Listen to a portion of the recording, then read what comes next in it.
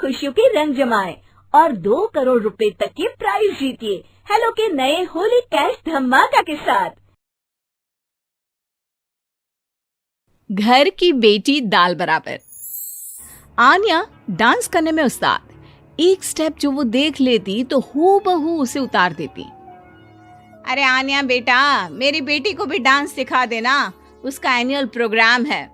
हाँ आंटी, क्यों नहीं, अब कल शाम उसको भेज देना, मैं सिखा दूंगी। हाँ, नचनिया ही बन, आस पड़ोस के लोग तुझे इस्तेमाल कर रहे हैं। माँ, इस्तेमाल मेरा नहीं, कला का हो रहा है। नाचना एक कला है, कला। आन्या हर बात में अच्छी थी, फिर चाहे वो अच्छा व्यवहार हो या फिर लोगों की मदद करना। वो हमेशा खुद के शौक को पूरा करने के लिए व्यस्त रहती, लेकिन घर वालों को तो उसका ये काम सिर्फ समय की बर्बादी लगता है। कहाँ है आन्या? उसको बोलो कि आज शाम को खाना वही बनाएगी। सपना देख लो कि तुम्हारी बेटी घर का खाना बनाएगी।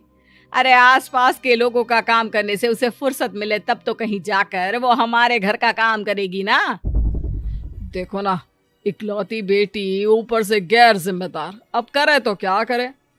तभी पड़ोस की पिंकी आ जाती है। अंकल आंटी, आन्या दीदी कहाँ है?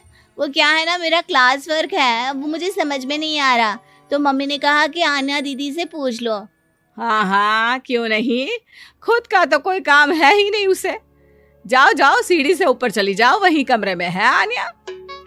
एक रोज शहर में डांस कंपटीशन वाले लोग आते हैं, जहां आन्या का डांस सबको पसंद आता है। क्या बात है, छोटे से शहर में इतना टैलेंट? बेटा, कौन सिखाता है आपको? कोई नहीं सर, वो क्या है ना, मैं टीवी देखकर सीख जाती हूँ। अरे वाह, और आपके मम्मी पापा कहाँ हैं? वो नहीं आए? नहीं, वो लोग नहीं आए हैं। आन्या कंपटीशन जीत जाती है और घर में टीवी वाले आन्या का इंटरव्यू लेने आते हैं। अरे क्या है, कहाँ घुसे जा रहे हो, क्या हो गया?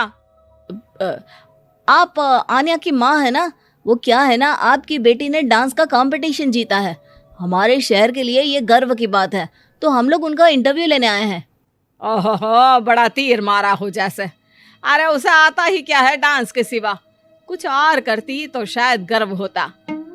तभी वहां आन्या आ जाती है और पत्रकारों को इंटरव्यू देती है। उसी रोज पिता के ऑफिस में। देखो तो आजकल के बच्चे कितने स्मार्ट हैं, धन्य है ऐसे बच्चों के माता पिता को। और किस्मत वाले होते हैं ऐसे माता पिता, वरना मेरी बेटी तो किसी काम की नहीं, सारा दिन बस नाच गाने में ही दिमाग लगाती रहती है। अरे वो बच्ची हमारे शहर की ही है, कितना नाम कमा रही है डांस में, हम तो उसकी बात कर रहे हैं। अच्छा, कोई डांस में भी नाम कमा सकता है? अरे दे देना भाई पेपर की कटिंग, दिखाऊंगा आन्या को भी मैं। क्या नाम बताया? आन्या? यही तो नाम है मेरी बेटी का, आन्या शर्मा। बड़े उम्मीद से रखा था कि कुछ अच्छा नाम कमाएगी, लेकिन नहीं, आजकल के बच्चों को माँ पापा की इमोशन की कदर है क्या?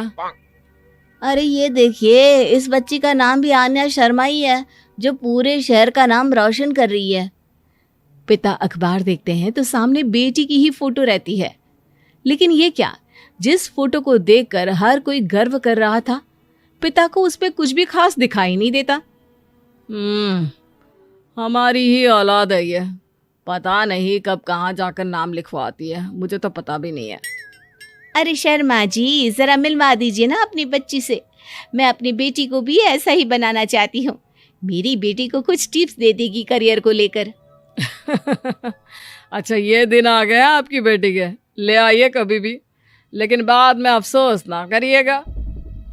सभी को आन्या के पिता की बात पर हैरानी होती है कि इतनी टैलेंटेड लड़की के माता पिता आखिर उससे चाहते क्या है। पिता घर आते हैं और माँ से कहते हैं, पता है तुम्हारी लड़की क्या कर रही है, या फिर ऐसे ही व्यस्त रहोगी हमेशा? अरे पता है मुझे, पर आपको कैसे पता चला? अरे कुछ पत्रकार आए थे, पता नहीं कहाँ कौन सा कंपटीशन जीत कर आई है। नजर रखा करो उस पर। तभी वहां पड़ोसन आ जाती है, जो पति पत्नी दोनों ही डॉक्टर होते हैं। नमस्ते भाभी, बधाई हो आपको आन्या की कामयाबी की।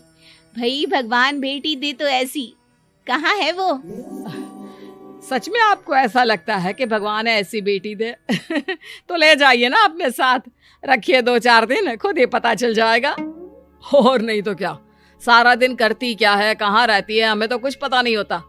ना बताती है ना पूछती है। खैर देखिए, वो वक्त अब गया जब माता पिता बनकर बच्चों की परवरिश की जाती थी। अब तो बच्चों को साथ बिठाकर बात करना जरूरी है। वो क्या कहते हैं, बच्चे के दोस्त बने। तो क्या आप दोनों अपनी बेटी के दोस्त हैं? हाँ, बस अब यही बाकी रह गया था। खैर बताइए, क्या काम है आपको? वो क्या है ना, मैं और मेरे पति दोनों को ही इमरजेंसी कॉल आ गई है अस्पताल से। मेरी बेटी आन्या की अच्छी दोस्त है, तो मैं क्या उसे आन्या के पास छोड़ दूं अगर वो फ्री है तो? माँ कुछ बोलती उतने में ही आन्या आ जाती है। वाह आंटी, क्यों नहीं, मैं फ्री ही हूँ, आप निश्चिंत रहिए, मैं उसका पूरा ख्याल रखूंगी। थैंक्स बेटा। वो अपनी बेटी उनके घर छोड़ जाती है, जो आन्या की उम्र की ही होती है। ये क्या मजाक है आन्या? हम लोगों को सोना भी होता है और हर घर का अपना कायदा होता है। मुझे बिल्कुल पसंद नहीं है कि तुम किसी को भी घर में घुसा लो। धीरे बोलिए पापा, कैसी बात कर रहे हैं? अंकल आंटी डॉक्टर है, पता है ना डॉक्टर का फर्ज क्या होता है। अगर वो किसी की जिंदगी बचा रहे हैं तो क्या हमारा फर्ज नहीं बनता कि हम भी उनकी किसी न किसी तरह से मदद करें? आपको तो पता है घर पर अकेले रहना कितना अनसेफ है। हाँ, तो दुनिया को सेफ करने का जिम्मा तू नहीं ले रखा है? अरे बहुत महंगे अस्पताल के डॉक्टर हैं वो लोग, खूब पैसा मिलता होगा, लेकिन ये नहीं कि मेड रख ले। क्या कहती आन्या, कैसे माँ पिता को समझाती कि किसी की मदद करना कोई बुरी बात नहीं है। खैर कुछ महीनों बाद आधी रात को माँ जोर जोर से चिल्लाकर आन्या के कमरे में जाती है। बेटा बेटा आन्या, पापा के सीने में दर्द हो रहा है, बेटा कुछ कर। हाँ माँ, मैं डॉक्टर को फोन करती हूँ। आन्या डॉक्टर को फोन करती है, लेकिन माँ डॉक्टर को तो आने में काफी वक्त लग जाएगा, मैं पिंकी के पापा को बुला लाऊं? अरे वो नहीं आएंगे बेटा, वो लोग बहुत बड़े डॉक्टर हैं और हम लोगों के पास इतने पैसे भी नहीं है। माँ, मैंने डांस कंपटीशन में जो पैसे जीते थे वो है मेरे पास, आप चिंता ना करें, बस पापा का इलाज करवा ले। आन्या के कहने पर वो बड़े डॉक्टर ना सिर्फ आन्या के पापा का इलाज करते हैं, बल्कि उन्हें ठीक करके घर भी ले आते हैं। आज मैं सिर्फ अपनी बेटी की वजह से बच गया। भगवान सबको ऐसी बेटी दे।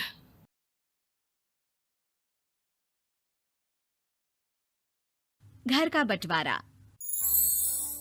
अरे विनोद, तूने हलवाई को सारा सामान तो दे दिया है ना? अक्षय की शादी में कोई कमी नहीं रहनी चाहिए, आखिर सबसे छोटा भाई है तुम सबका। हाँ माँ, आप चिंता मत करो, मैं पूरा ध्यान रखूंगा। मंगल बेटा, तूने तो कहा था कि फूल का ऑर्डर दे दिया है, यहाँ तो फूल पहुँचे ही नहीं। अब क्या बहू की विदाई के बाद फूल आएंगे? माँ, मैंने अभी बात की है फूल वाले से, वो रास्ते में ही है। आप किशोर भैया से क्यों नहीं कहती कुछ करने को? किशोर पहले ही मेरे बताए काम कर रहा है। पास के सभी रिश्तेदारों और मोहल्ले वालों को कार्ड वही तो देकर आया था। रिसेप्शन के लिए हॉल भी उसी ने बुक किया था। टेंट कुर्सी वालों को भी तो वही देख रहा है। पर कई मोहल्ले वाले तो हमारे भरे पूरे परिवार से जलते भी है, उन्हें बुलाने की क्या जरूरत थी? बेटा, शादी ब्याह में तो बुलाना ही पड़ता है, नहीं तो लोग क्या कहेंगे। दादी दादी देखो ना, हलवाई अंकल हमें लड्डू नहीं दे रहे, आप इनको डांटो ना। अरे चैन सुख दे देना बच्चों को लड्डू, क्यों तंग कर रहा है इन्हें? बीबी जी, मैं कहाँ मना कर रहा हूँ, लेकिन लड्डू बनते ही ये बच्चे उठा उठा कर खा लेते हैं। अरे मैं तो इन्हें थाल में रख के परोस भी नहीं पा रहा। भागो, अब कोल्ड ड्रिंक पीने चलते हैं। भागो भागो, अब कोल्ड ड्रिंक पीने चलते हैं। जैसे कि आप देख रहे हैं, आज इस घर के सबसे छोटे बेटे अक्षय की शादी है। घर में बहुत चहल पहल है। कुलभूषण की बीवी कमला को फुर्सत ही नहीं है कामों से, लेकिन कुलभूषण और घर के बाकी लोग कहाँ हैं? आइए देखते हैं। जी, आप यहाँ आराम से बैठकर गाने सुन रहे हो और घर में अभी तक इतने काम बचे हैं करने को। अरे भाई, मेरे सबसे छोटे बेटे की शादी है, इसके बाद तो मैं अब चिंता मुक्त हो ही जाऊंगा। और फिर घर में तुम हो, बेटे बहुएं हैं, तुम लोगों के होते हुए मैं क्यों काम करूं? मैं तो शान से बेटे की शादी में जाऊंगा तैयार होकर। अरे ठीक है, अब आप आराम ही कीजिए। एक बार अभिषेक की बीवी आ जाए फिर मैं भी आराम करूंगी और मेरी चारों बहुएं पूरे घर की जिम्मेदारियां संभाल लेगी। इतना कहकर कमला वापस अपने काम में लग जाती है। बेटा भी, तू अब तक तैयार नहीं हुआ? किससे बात कर रहा है फोन पर? तैयार कैसे हूँ? सैलून जाने से तो आपने मना किया है क्योंकि मुझे हल्दी लग चुकी है। भाभीओ को देखो, सुबह से पार्लर में है। अक्षय की शादी हो जाती है और नंदिता बहू बनकर घर आ जाती है। लेकिन इस घर की खुशियों को मानो किसी की नजर लग गई थी। नंदिता के आने के बाद आए दिन घर की शांति भंग होती रहती। अपने माँ बाप की इकलौती बेटी को इतने बड़े परिवार की जिम्मेदारियां कहाँ संभालनी थी। अभी देखो ना, मेरे हाथों की मेहंदी भी अभी नहीं उतरी है और तुम्हारी मम्मी ने मुझे घर के कामों में लगा दिया।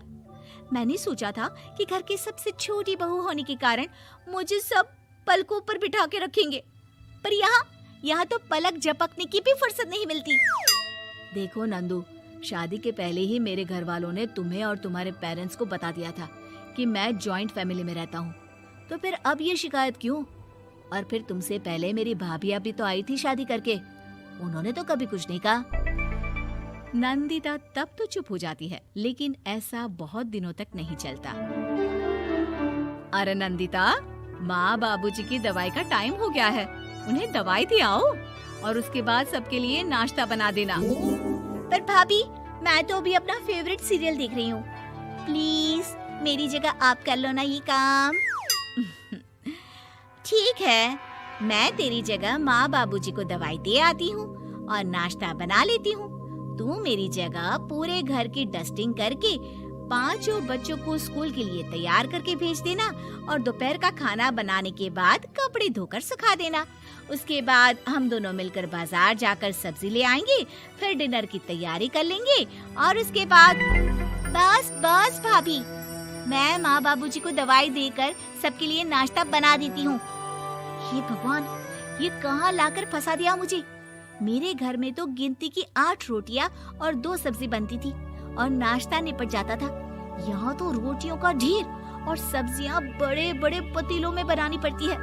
नाश्ता बनते बनते लंच का टाइम हो जाता है और लंच बनते बनते डिनर का।